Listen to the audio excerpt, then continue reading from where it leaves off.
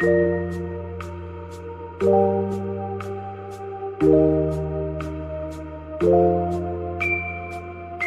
शांत सी सुबह थी।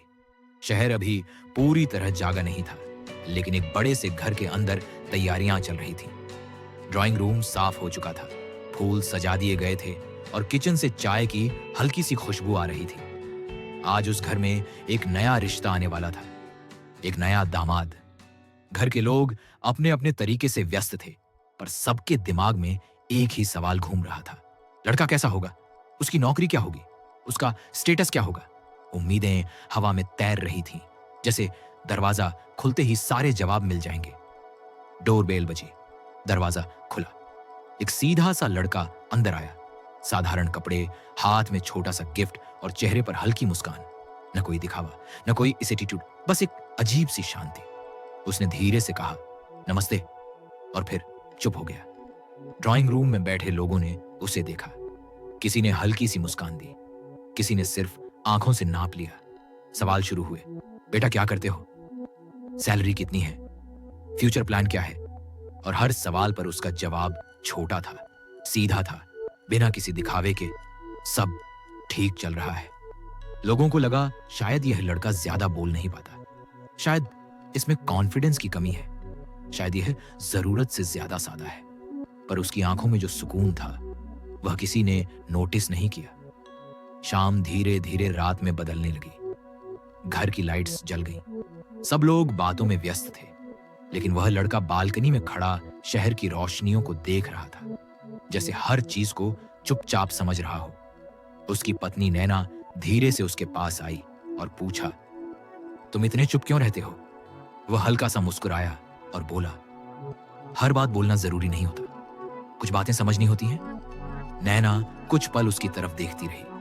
उसके शब्दों में आवाज कम थी, पर वजन ज्यादा। रात और गहरी हो गई। घर के सब लोग सो चुके थे।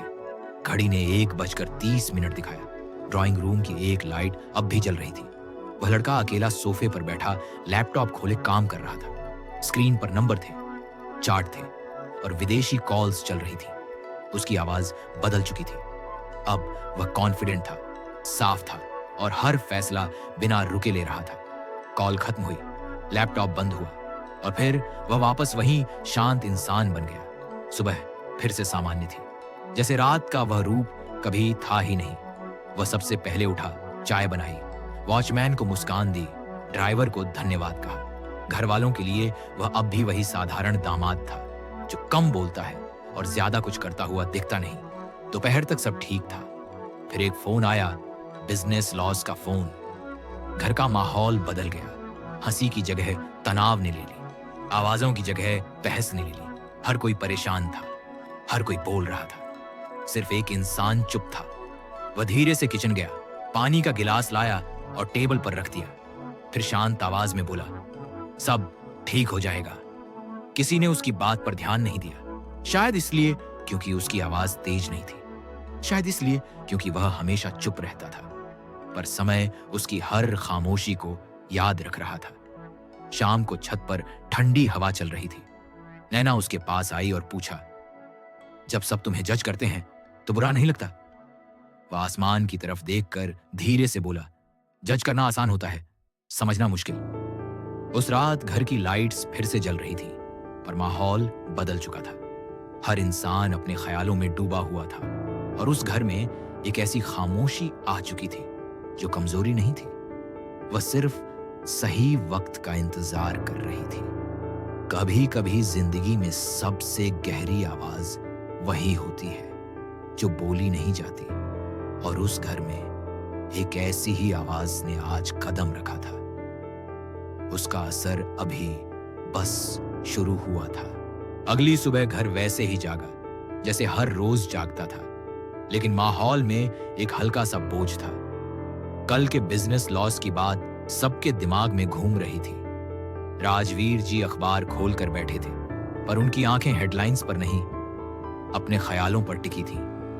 सविता जी मंदिर के सामने बैठी थी, पर उनकी प्रार्थना में शांति कम और चिंता ज्यादा थी। कुणाल फोन पर नंबर देख रहा था, जैसे स्क्रीन से कोई चमत्कार निकल आएगा। और उसी घर के एक कोने में अर्जुन बिल्कुल सामान्य था, जैसे कुछ हुआ ही ना हो। उसने चाय बनाई, कप ट्रे में रखे और एक एक करके सबके सामने रख दिए। न उसने तनाव के बारे में पूछा, न कोई सलाह दी, बस चुपचाप अपना फर्ज निभाता रहा। कुणाल ने झुंझलाकर कहा, तुम्हें कोई फर्क ही नहीं पड़ता ना? अर्जुन ने सिर्फ उसकी तरफ देखा और हल्की सी मुस्कान दी। फर्क पड़ता है, पर हर फर्क दिखाना जरूरी नहीं होता। इतना कहकर वह वापस किचन में चला गया। कुणाल को उसका जवाब समझ नहीं आया और उसकी शांति उसे और चुभने लगी। दिन बढ़ता गया, फोन कॉल्स आते रहे। हर कॉल के साथ राजवीर जी का चेहरा और गंभीर होता गया। स्टाफ की सैलरी रुकी हुई थी, सप्लायर्स दबाव डाल रहे थे, इन्वेस्टर्स मीटिंग कैंसिल कर चुके थे। घर का ड्राइंग रूम जो कभी मेहमानों से भरा रहता था, आज सिर्फ तनाव से भरा था। नैना दूर से सब देख रही थी। उसने नोटिस किया कि हर कॉल के दौरान अर्जुन कुछ सेकंड के लिए रुकता, राजवीर जी की आवाज सुनता, फिर चुपचाप अपना काम करता रहता, जैसे वह हर डिटेल को बिना लिखे याद कर रहा हो, जैसे उसका दिमाग हर नंबर, हर नाम, हर समस्या खामोशी से जमा कर रहा हो। शाम होने लगी, सूरज धीरे धीरे नीचे जा रहा था और घर की लाइटें जल रही थी। राजवीर जी थककर सोफे पर सिर रख चुके थे। सविता जी उनके पास बैठी थी, पर दोनों के पास कोई हल नहीं था। तभी अर्जुन वहां आया, टेबल पर रखी फाइलें देखी, एक पल के लिए रुका, सब कुछ ध्यान से देखा और बिना कुछ कहे वापस मुड़ गया। कुणाल ने पीछे से ताना मारा, देख लिया ना बिजनेस, अब समझ आया कितना मुश्किल होता है। अर्जुन रुक गया। उसने पलट कर देखा, पर कुछ बोला नहीं। उसकी आंखों में न गुस्सा था, न अपमान, सिर्फ एक अजीब सा आत्मविश्वास था जो बिना आवाज के भी महसूस हो रहा था। रात को जब सब अपने कमरों में चले गए, घर फिर से शांत हो गया। घड़ी ने 2 बजाए।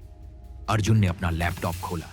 इस बार उसकी स्क्रीन पर सिर्फ नंबर नहीं, बल्कि वही कंपनी के दस्तावेज थे जिनकी दिन भर चर्चा हो रही थी।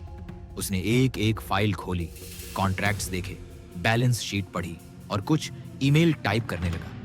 हर ईमेल छोटी थी, साफ थी और सीधे मुद्दे पर थी, जैसे कोई इंसान समस्या नहीं, समाधान लिख रहा हो।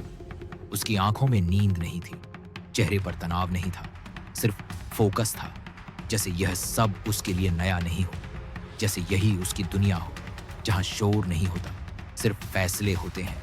सुबह जब घर जागा, अर्जुन फिर वही साधारण दामाद था। साधारण कपड़े, साधारण नाश्ता और साधारण गुड मॉर्निंग। किसी को नहीं पता था कि रात भर उसने क्या किया। किसी को नहीं पता था कि कुछ ईमेल दुनिया के अलग अलग शहरों में पहुंच चुकी है। दोपहर तक एक छोटा सा बदलाव महसूस हुआ। राजवीर जी का फोन आया और उनकी आवाज कल से थोड़ी हल्की थी। एक पुराना क्लाइंट फिर बात करने को तैयार हो गया था। एक सप्लायर ने पेमेंट के लिए अतिरिक्त समय दे दिया था। समस्या खत्म नहीं हुई थी, पर उसका दबाव जरूर हल्का हो गया था। घर में किसी ने इस संयोग को गंभीरता से नहीं लिया। सबने सोचा शायद किस्मत का खेल है। सिर्फ नैना ने अर्जुन की तरफ देखा। उसने कुछ नहीं पूछा, पर उसकी आंखों में एक नया सवाल था, तुम हो कौन? शाम को जब सब डिनर टेबल पर बैठे, बातचीत थोड़ी सामान्य थी। कुणाल अब भी आत्मविश्वासी दिखने की कोशिश कर रहा था। सविता जी अब भी चिंतित थी। राजवीर जी अब भी हिसाब लगा रहे थे और अर्जुन अब भी शांत था। उसने खाना खाया, पानी पिया और सबकी बातें ध्यान से सुनता रहा। डिनर के बाद नैना बालकनी में खड़ी थी। अर्जुन उसके पास आया। कुछ पल दोनों चुप रहे। फिर नैना ने धीरे से कहा, तुम जब चुप रहते हो ना, लगता है तुम कुछ ऐसा सोच रहे हो जो बाकी सब सोच ही नहीं पा रहे। अर्जुन ने हल्की सी मुस्कान दी और बोला, हर समस्या का समाधान होता है, बस आवाज कम और नजर गहरी चाहिए। उस पल नैना ने महसूस किया कि उसकी खामोशी खाली नहीं है, वह भरी हुई है अनुभव से, समझ से और शायद एक ऐसी ताकत से जो अब भी किसी को दिखनी बाकी है। रात फिर आई। शहर की लाइटें चमक रही थीं। घर के अंदर सब सो रहे थे और उस घर में एक इंसान फिर से जाग रहा था। न इसलिए कि उसे नींद नहीं आ रही थी, बल्कि इसलिए कि कुछ कहानियां को रात की खामोशी में ही लिखी जाती हैं। घर के लोगों को लग रहा था कि मुश्किलें धीरे धीरे कम हो रही हैं। उन्हें नहीं पता था कि कोई है जो उन मुश्किलों को आने से पहले ही रोक रहा है। बिना शोर, बिना श्रेय, बिना नाम। कभी कभी जिंदगी में असली बदलाव आवाज करके नहीं आता, वह चुपके से आता है, और जब तक लोग समझते हैं वह उनकी जिंदगी का हिस्सा बन चुका होता है। उस घर में भी एक बदलाव शुरू हो चुका था, और उस बदलाव का नाम था खामोशी। दिन धीरे धीरे सामान्य लगने लगे थे, लेकिन घर की हवा अब भी पूरी तरह हल्की नहीं हुई थी। समस्याएं कम जरूर हुई थीं, पर गई नहीं थी। राजवीर जी के चेहरे पर अब भी हिसाब किताब चलता रहता था। कुणाल अब भी हर फोन कॉल तनाव के साथ उठाता था। सविता जी अब भी मंदिर में थोड़ा ज्यादा समय बिताने लगी थी, और अर्जुन, वह अब भी वही था, शांत, सीधा, कम बोलने वाला। लेकिन एक चीज बदल रही थी, अब लोग उसे नजरअंदाज कम कर रहे थे, देखना ज्यादा शुरू कर रहे थे। उस सुबह नाश्ते की मेज पर राजवीर जी ने पहली बार सीधे उससे पूछा, तुम आईटी फील्ड में हो ना? डेटा एनालिसिस जानते हो? अर्जुन ने सीधा जवाब दिया, जी। बस एक शब्द, पर इस बार उस एक शब्द का वजन अलग था। राजवीर जी ने एक फाइल उसकी तरफ बढ़ाई। ये पिछले क्वार्टर के नंबर हैं, बस देख लो, शायद तुम्हारी नजर कुछ पकड़ ले। कुणाल तुरंत बोला, डैड, ये फाइनेंस का मामला है, आईटी से क्या होगा? राजवीर जी चुप रहे। अर्जुन ने फाइल उठाई। न उसने बहस की, न खुद को साबित करने की कोशिश, बस पन्ने पलटने लगा। कमरे में सन्नाटा था। घड़ी की टिक टिक साफ सुनाई दे रही थी। कुछ मिनट बाद अर्जुन ने फाइल बंद की और धीरे से बोला, लॉस प्रोडक्ट में नहीं, टाइमिंग में है। डिलीवरी लेट हो रही है, क्लाइंट इंतजार नहीं करता। सब उसकी तरफ देखने लगे। उसकी आवाज तेज नहीं थी, पर सीधी थी। राजवीर जी ने तुरंत फोन उठाया, एक कॉल की, 2 सवाल पूछे, और उनका चेहरा बदल गया। समस्या वही थी, ढीले। कुणाल के पास कहने को कुछ नहीं था। सविता जी ने पहली बार अर्जुन को ध्यान से देखा, जैसे पहली बार समझने की कोशिश कर रही हो। उस दिन के बाद घर में एक छोटा सा बदलाव आ गया। अब जब बिजनेस की बात होती, अर्जुन को कमरे से बाहर नहीं भेजा जाता, उसे बैठने दिया जाता। शाम को एक मीटिंग रखी गई। कंपनी के 2 मैनेजर घर आए। औपचारिक बातचीत शुरू हुई। नंबर, ग्राफ, रणनीतियां। अर्जुन कोने में बैठा था, न पेन न नोटबुक, बस आंखें। मीटिंग खत्म होने वाली थी। तभी अर्जुन ने सिर्फ एक लाइन कही, क्लाइंट को डिस्काउंट नहीं, भरोसा चाहिए। एक प्रोजेक्ट फ्री दो, अगला वो खुद देगा। कमरा फिर से शांत हो गया। मैनेजर एक दूसरे को देखने लगे। राजवीर जी ने सोचा, जोखिम था, पर तर्क मजबूत था। फैसला ले लिया गया। 2 हफ्ते बीत गए और वही क्लाइंट डबल ऑर्डर के साथ वापस आया। घर का माहौल पहली बार हल्का हुआ। सविता जी के चेहरे पर सच्ची मुस्कान आई। कुणाल का लहजा पहली बार नरम हुआ। उस रात डिनर टेबल पर पहली बार किसी ने अर्जुन से सामान्य बातें की। मौसम, ट्रैफिक, फिल्में, छोटी बातें, पर उन्हीं छोटी बातों में अपनापन छुपा था। नैना सब देख रही थी। उसे महसूस हुआ कि अर्जुन बदला नहीं, बस लोग बदल रहे हैं।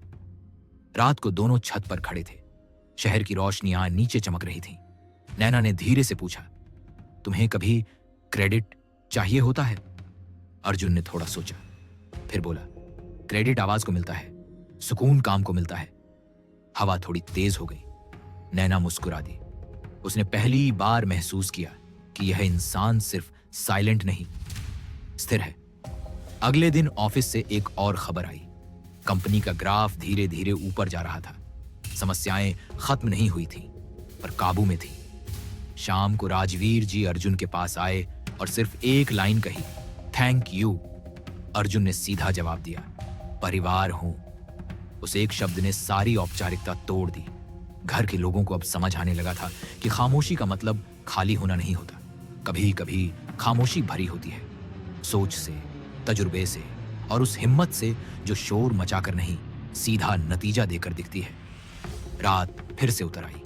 सब सो गए। अर्जुन बालकनी में खड़ा शहर को देख रहा था।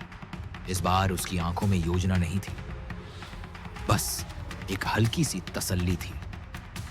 जिंदगी में पहली बार उस घर ने महसूस किया था, जब एक शांत इंसान साथ हो तो आवाज की जरूरत कम पड़। वक्त धीरे धीरे बदल रहा था। घर के लोगों की आदतें वही थीं, पर उनकी नजर बदल चुकी थी। जिस इंसान को कभी नजरअंदाज किया जाता था, अब उसकी खामोशी भी महसूस होने लगी थी। बिजनेस अब स्थिर था, पर एक बड़ी मीटिंग आने वाली थी। एक विदेशी कंपनी के निवेशक शहर आ रहे थे। ये डील हो जाती तो राजवीर जी की कंपनी एक नई ऊंचाई पर पहुंच जाती, और अगर न होती तो वही पुराना संघर्ष फिर शुरू हो सकता था। घर में फिर से तैयारियां शुरू हो गई। इस बार सजावट नहीं, योजना की। फाइलें निकली, प्रेजेंटेशन बने, सूट प्रेस हुए। कुणाल बहुत आत्मविश्वासी दिख रहा था। उसे लग रहा था ये डील उसके करियर का टर्निंग पॉइंट होगी। सविता जी मंदिर में अतिरिक्त दिया जलाने लगी। राजवीर जी रात तक लैपटॉप पर नंबर देखते रहे, और अर्जुन, वह भी शांत था। मीटिंग के एक दिन पहले राजवीर जी ने अर्जुन से पूछा, कल तुम फ्री हो? अर्जुन ने सीधा जवाब दिया, जी। साथ चलना, राजवीर जी ने कहा। कुणाल ने थोड़ी हैरानी से देखा, पर कुछ बोला नहीं। अब उसे भी आदत होने लगी थी। अगले दिन कॉन्फ्रेंस हॉल में सब औपचारिक था। बड़ी बड़ी स्क्रीन, प्रोजेक्टर, अंग्रेजी बातचीत, कसे हुए हैंडशेक। निवेशक गंभीर थे, उनके सवाल तेज थे। प्रेजेंटेशन शुरू हुई, नंबर बताए गए, ग्रोथ दिखाई गई, सब ठीक चल रहा था। फिर एक सवाल आया, पिछले साल के लॉस का सटीक कारण। कमरा थोड़ा भारी हो गया। कुणाल ने जवाब देने की कोशिश की, पर शब्द उलझ गए। राजवीर जी ने संभालने की कोशिश की, पर निवेशकों के चेहरों पर शक साफ था। तभी अर्जुन ने धीरे से माइक लिया। न कोई जल्दबाजी, न कोई हिचकिचाहट। लॉस प्रोडक्ट का नहीं था, लॉस भरोसे का था। डिलीवरी लेट हुई और क्लाइंट का सब्र खत्म हुआ। हमने नंबर नहीं, रिश्ते ठीक किए, इसलिए ग्राफ ऊपर है। कमरा बिल्कुल शांत हो गया। उसकी अंग्रेजी धारा प्रवाह थी, पर लहजा नरम था। आत्मविश्वास ऊंचा नहीं था, पर साफ था। निवेशकों ने एक दूसरे को देखा। उनके हाव भाव बदल गए। मीटिंग का माहौल बदल गया। 1 घंटे बाद डील साइन हो चुकी थी। कॉन्फ्रेंस हॉल से बाहर आते वक्त राजवीर जी के कदम हल्के थे। कुणाल पहली बार अर्जुन के पास आया और बोला, गुड जॉब। अर्जुन ने बस हल्की सी मुस्कान दी, न गर्व न आश्चर्य। शाम को घर में छोटी सी खुशियां मनाई गई। सविता जी ने मिठाई खिलाई, स्टाफ ने बधाई दी। नैना चुपचाप सब देख रही थी। उस रात छत पर हवा थोड़ी ठंडी थी। नैना ने अर्जुन से पूछा, तुम्हें डर नहीं लगता? अर्जुन ने आसमान की तरफ देखा और बोला, डर तब लगता है जब हम खुद को साबित करना चाहते हैं। जब सिर्फ करना हो तो डर कम हो जाता है। नैना ने उस पल महसूस किया, यह इंसान तालियों के लिए नहीं जीता, यह इंसान उद्देश्य के लिए जीता है। घर के अंदर सब सो चुके थे। लाइटें धीरे धीरे बंद हो रही थी, पर एक चीज पूरी तरह जाग चुकी थी, सम्मान। अब कोई उसकी खामोशी का मजाक नहीं उड़ाता था। अब कोई उसे अनदेखा नहीं करता था। अब जब वह कमरे में होता तो आवाजें अपने आप धीमी हो जाती। जिंदगी में कुछ लोग शोर मचाकर जगह बनाते हैं, और कुछ लोग सिर्फ अपनी मौजूदगी से। वक्त को गुजरते देर नहीं लगती, पर कुछ पल ऐसे होते हैं जो इंसान की पहचान हमेशा के लिए बदल देते हैं। घर अब पहले जैसा नहीं रहा था। हंसी वापस आ चुकी थी। बिजनेस स्थिर था। रिश्ते थोड़ा और गहरे हो चुके थे, पर जिंदगी कभी एक सीधी रेखा पर नहीं चलती। एक सुबह राजवीर जी को एक पुराना फोन आया। एक पुराना पार्टनर जो कभी कंपनी छोड़कर चला गया था, वापस आना चाहता था, पर उसकी एक शर्त थी, कंट्रोल। ये ऑफर आकर्षक भी था और जोखिम भरा भी। ड्राइंग रूम में चर्चा शुरू हुई।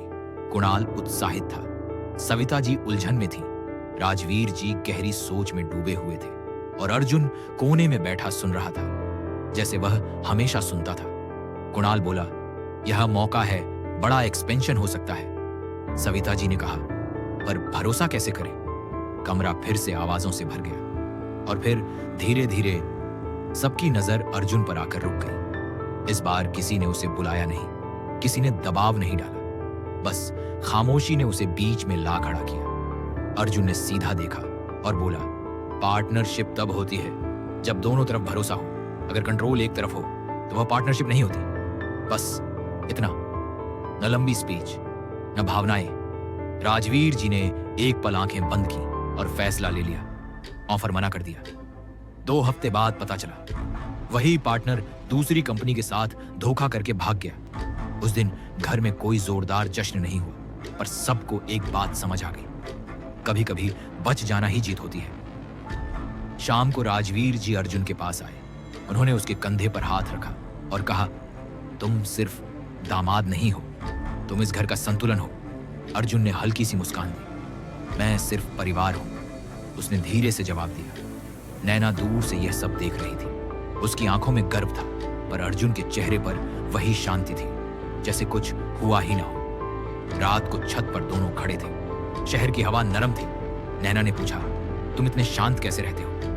अर्जुन ने आसमान की तरफ देखा और कहा, जब इंसान अपनी कीमत जानता हो तो उसे आवाज उठाने की जरूरत नहीं पड़ती। नीचे घर की लाइटें जल रही थी।